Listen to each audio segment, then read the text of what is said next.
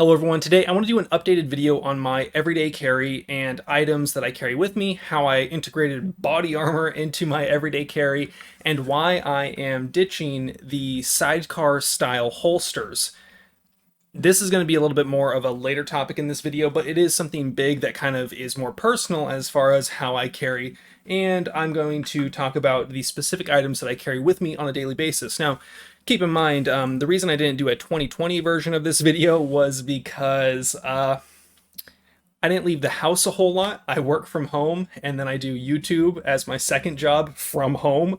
So an EDC video I just didn't feel like was the most, and wouldn't be the most informative for most people, because the way I live my life, probably not the way that most people would live their life if they're leaving the house every single day.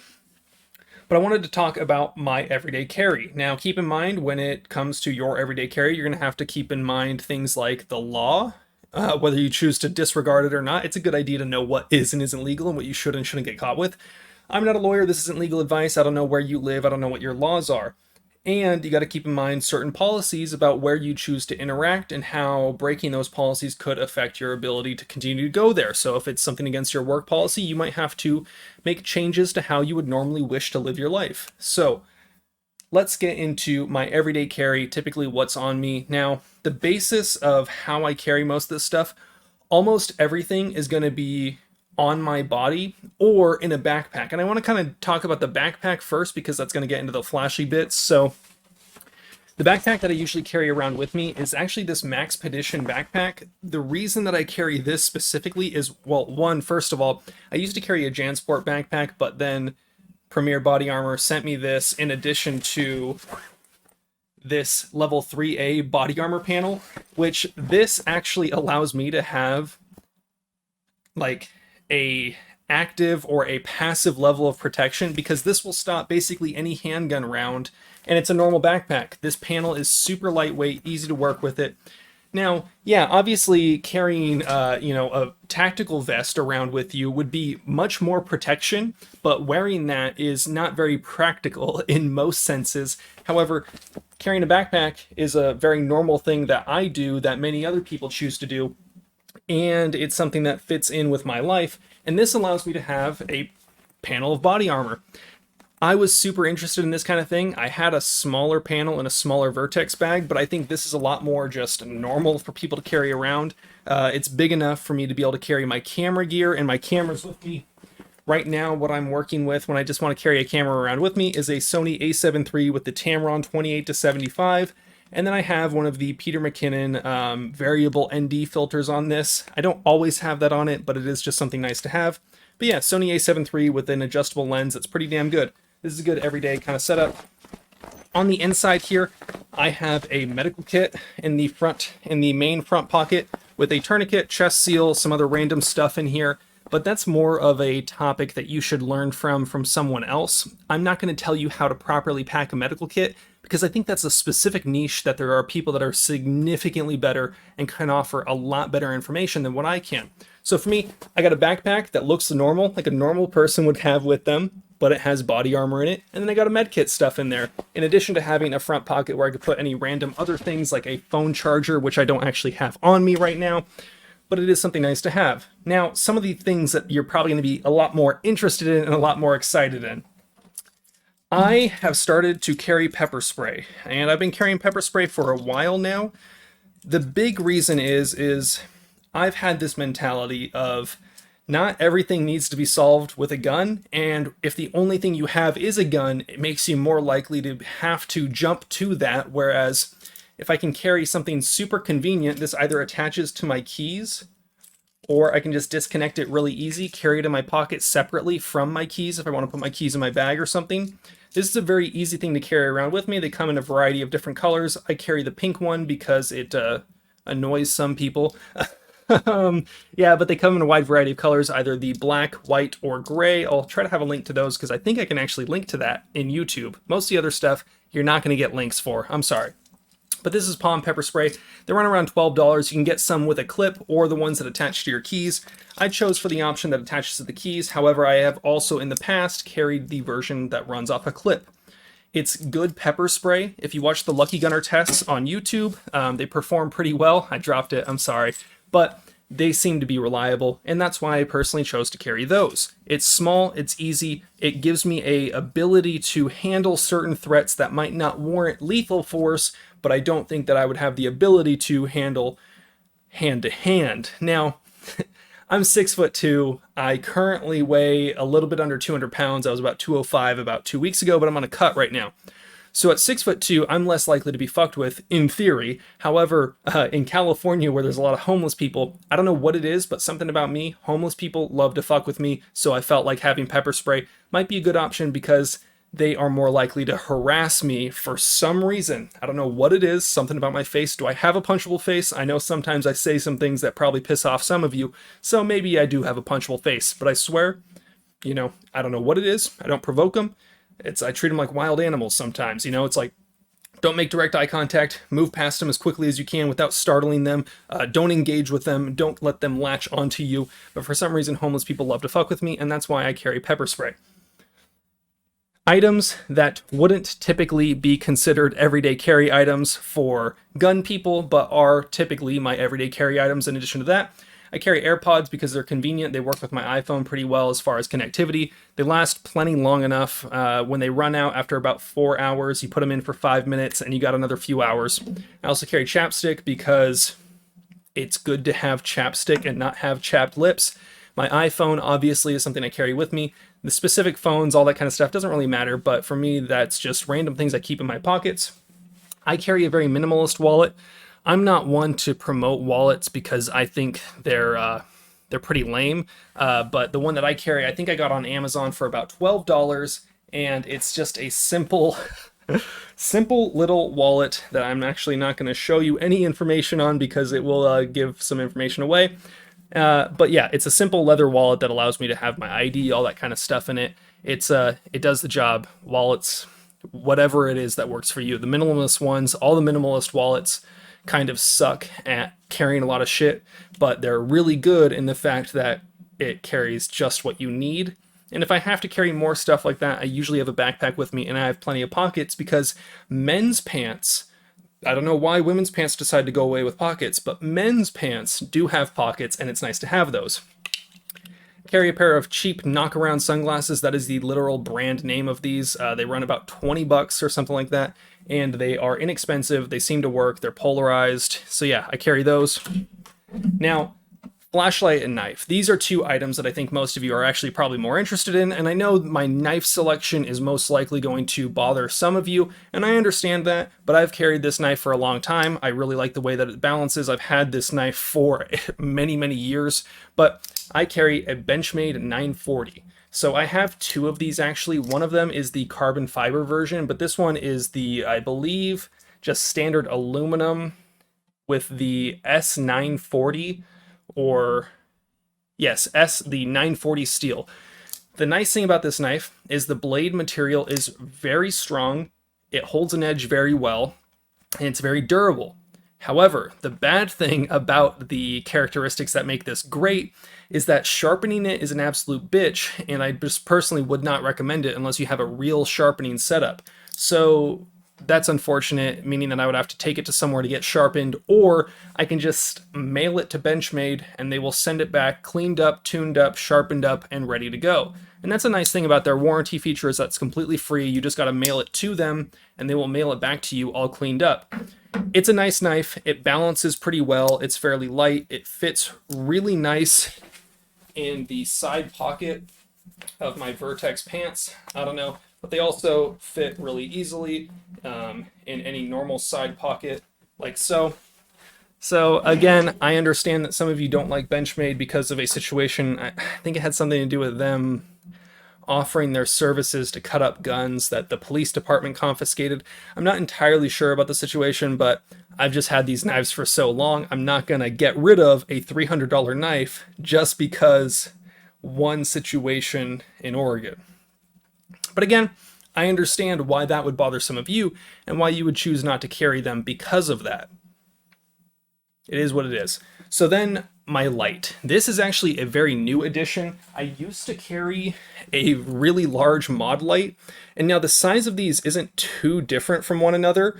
This is the mod light with the PLH V2. This is the 1000 lumen Streamlight, or the 1000 lumen Surefire Stiletto Pro. This light is honestly, in my mind, much better than a tactical flashlight like the mod light. The mod light absolutely beats almost every other handheld light you can get your hands on in terms of candela and lumens. Now, lumens is measured, this is going to be a very simple explanation, so don't get mad if I'm not totally right. Now, lumens is a measure of total light output, how much light leaves and goes out in front of you. Candela is a measurement of intensity at a point. So, many flashlight companies only advertise their lumens because they're just dumping it out like a floodlight, putting a ton of light out there, and that's great. However, if you want to be able to see a little bit further, you need that candela to be a lot more intense, a lot higher candela number to punch through, get distance, and target identify at a distance. Now, that's super cool, and I really do like that stuff, and you could really just get me going on the topic of candela versus lumens. I could talk about that for an hour. However, the tactical Timmy in me has been beaten into submission to understand that usability and what you're going to actually use it for on a daily basis most often can be more important. Now, this Surefire Stiletto Pro, why, even though it's only got 1000 lumens compared to, I think, the 1500, and it's got significantly less candela, there are several reasons that I think that make this light better than this light. In addition to this just costing a little bit less, this flashlight I think is super versatile and very, very nice for everyday carry.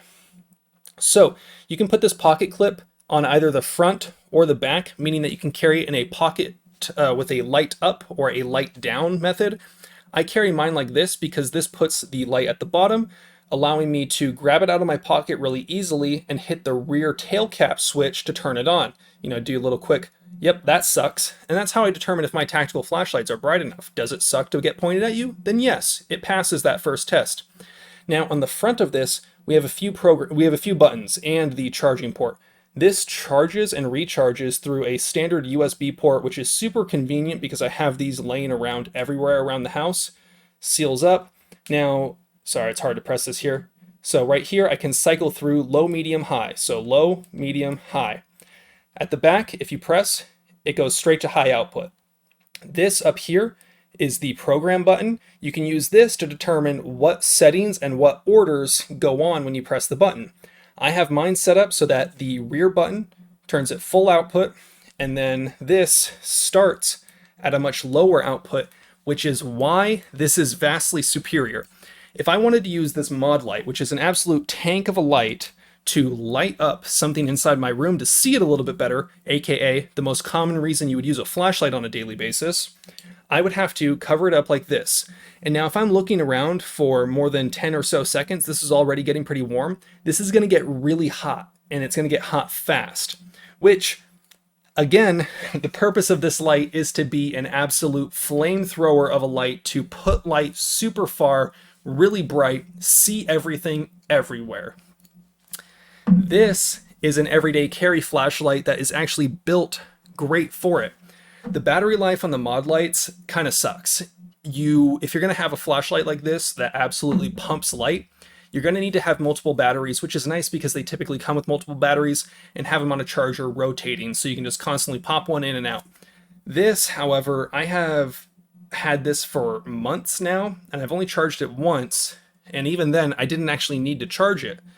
So it's been a great flashlight for me because it carries much easier because of its slim profile. I guess I'm gonna have to stand over here. I can carry this in my pockets really easily, and then on the vertex, pants, the side pockets. Wow, this one's tighter on this side. But yeah, I can carry it down here pretty easily, pull it up and out, and then just boom, boom, boom, boom, boom. You know, you can do the strobe function if you triple tap, but most commonly what I need to do is, oh, there it is. And that's why for me, I think that this has absolutely replaced my mod light, because it's just a better everyday carry flashlight. Now, let's talk about gun and holster. I'm first going to unload this gun. So in this gun, I carry full-size mags because I have those legally in the state of California. Whether you do or don't, that's up to you. You definitely found those mags and got those mags during Freedom Week, even for the guns that you didn't get, that you didn't own yet. So this gun here, this is my Glock 19. I carry it with a Surefire X300 flashlight with the extended controls. These are super nice because this flashlight is really bright. It has momentary and constant on. So by pressing forward, the flashlight goes on. Flipping up or down, the flashlight stays on. And then if I want to just do it momentarily, you push in like that. Super easy. You can also do it with your support hand by just pressing forward or like boom, boom. So it's a pretty nice flashlight. Super bright. This is a little bit bulky. They make smaller flashlights. I know a lot of people really like the TLR 7A, which fits flush with the Glock 19. But for me, I found that it worked fine. This is a Glock Gen 5 MOS, and on it I have the HoloSun HS507C-X2 with the ACSS Vulcan reticle. What's nice about this reticle is it's super beginner friendly, because what it does is it allows you to see that you're off target and make that minor correction really easily, but at the same time, it's not just for beginners. I've found that typically when I draw and present forward, I'm perfectly centered. However, when I do things like reload and am in weird positions or shooting behind a barricade, having the little reticle that helps bring me back on target is super convenient. Sorry, I'm so sweaty. I was watching Cops.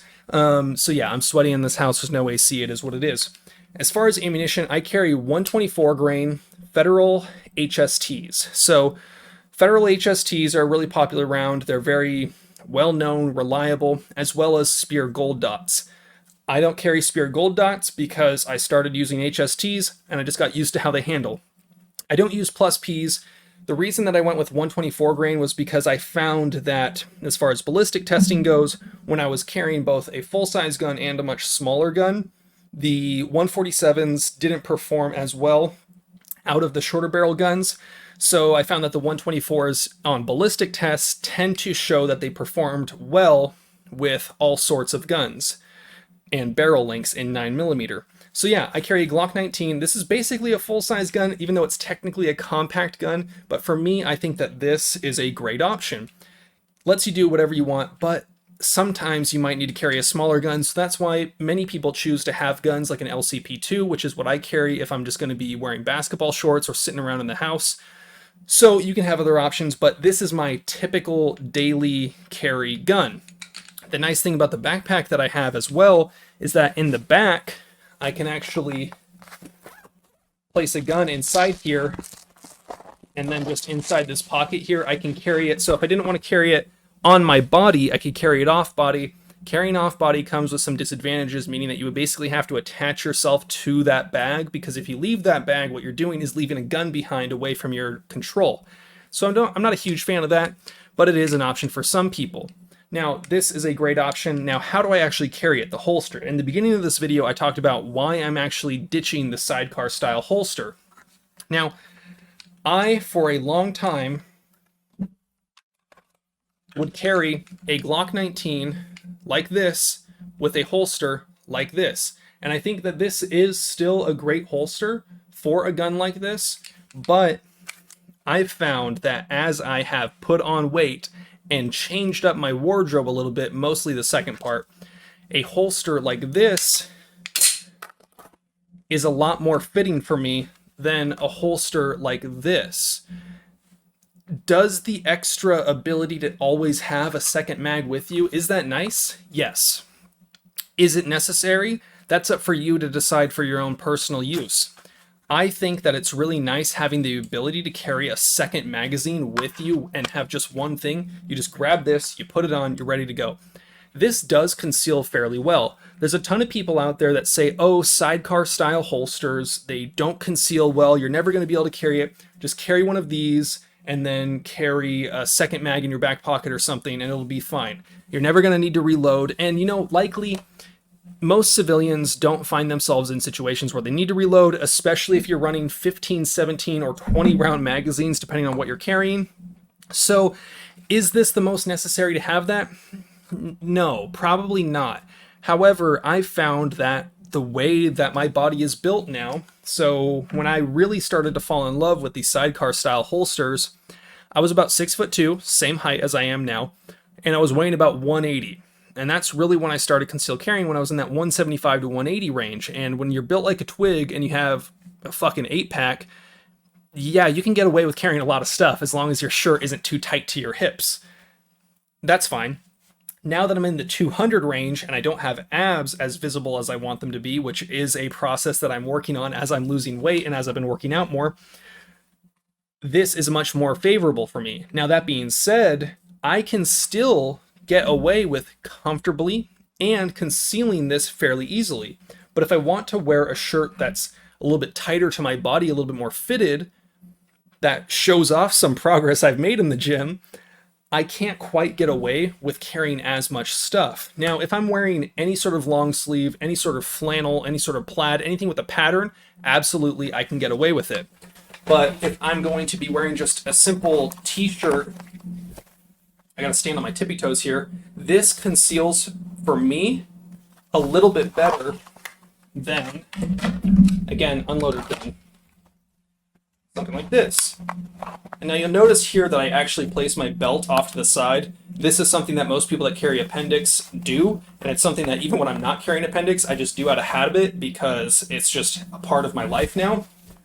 Now, this does conceal pretty well. People think that it won't conceal because it's so wide. The thing is, if you have the right body type, this actually does bend with my whole body. You see that it's tight on here, and you see that it's tight there. This with the optic does stick out a little bit forward more than I would personally like, but the rest of the gun holds pretty well, and you'll notice that the belt is actually slightly still in front of the optic that should be sticking out. So this does conceal just fine. I can do this, it's totally fine. This shirt is a little bit more form-fitting on my arms, chest, and not quite as tight. But again, this style of holster, I think just having more stuff on you means that you're more likely to print a little bit more. So for me, that's a big reason why I switched to this. And what this is an A&R design. This is actually the Christian Craighead camo. So I don't know if you guys remember that British SAS guy that went in and saved a bunch of people in a hotel a couple years back. But they actually partnered up with him to put his likeness in a camo pattern, which is something that you don't usually notice until someone points it out, that you're like, oh, what is that? That's a weird desert camo, but it's actually him. So it's something that I thought was funny, and I needed a holster like that. So for me, that's why I've chosen that. Again, I'm not saying that sidecar style holsters are bad. I'm just saying that for me, the way my life is now, I find myself much more often opting for not carrying a sidecar holster and just having that second mag either in a back pocket or in my backpack, because again, I'm not going to try to build my entire life around being super prepared. I don't open carry an AR-15 everywhere I go. I don't carry body armor in a full plate carrier with a tack vest on everywhere I go. But what I can do is have a knife, a flashlight, my chapstick, my AirPods, my phone, a backpack with a simple panel in it that I don't even think about. It's just my backpack. Some medical gear in case of a situation that you would probably more likely need to use, because you're more likely to need to stop bleeding than you are to have to create bleeding. So medical gear is important, but again, that's something that I think you should learn about and discuss with someone more educated about it than me. I just don't quite feel comfortable making those recommendations to you because it's not something that I feel I am confident enough with yet to teach or advise on. So that's why, and that's how I've managed to integrate body armor into my day-to-day life, and it's why I've managed to, or decided to, move away from the sidecar style holster and shift over to a more single style holster that's just the gun. This video was a lot longer than I was initially intending it to be. My pre-workout is kicking in, I'm getting a little sweaty, and I'm ready to work out. In addition to all that stuff, working out, being fit, working on your own personal health, I think that's a huge thing that most people neglect.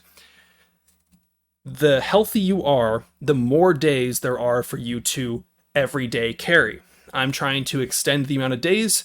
Personally, I know that I have to outlive my wife, or my future wife, my current fiance, because she said that if I die first, she would be very mad at me. So my goal is to live as long as possible. Now you can also find motivation another way. If you live longer than your political opponents and the people you disagree with, you automatically win. So live longer to spite the people you don't like. You guys know the drill. Have fun, be safe, stay dangerous. Peace.